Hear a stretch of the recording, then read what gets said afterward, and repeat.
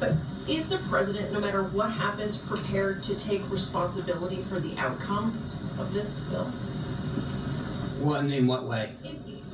Whether it succeeds or fails. His name is on it. A lot of people think so. Well, I think that in the sense that we've been very clear about this is a priority of ours and we worked with them. But I go back to, at the end of the day, we can't make people vote. We've done everything we can to listen to them, to incorporate their thoughts, to incorporate their ideas, to make the bill as best we can. But it's a balancing act, make no mistake about it, that there's a full spectrum of folks in the House that have disparate desires. But I think we can all commit that this is the one vehicle that's going to repeal something that almost every single Republican that I'm aware of has pledged to do if they were reelected or elected.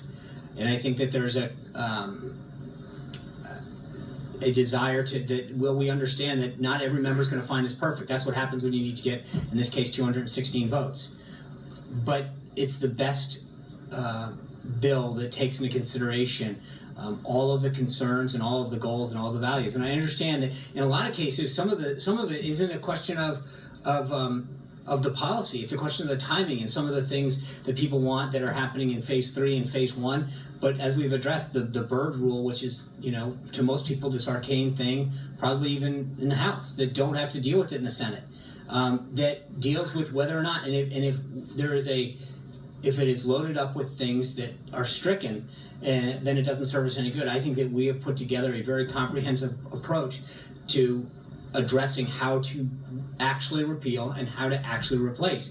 I think the president walked through with the House Freedom Caucus today several of the administrative acts that Secretary Price would be taking in accordance with the authority that was granted to him by the Obamacare legislation and by some of the actions that Secretary Sebelius took back in 2009. There's a lot of concern among members about some of the sequencing on things, and I think that we have continued to not, so this isn't just about policy, some of it's about sequencing and timing, and I think the president and the vice president and the rest of the team have done a lot to reassure them on the sequencing and how this thing is going to act.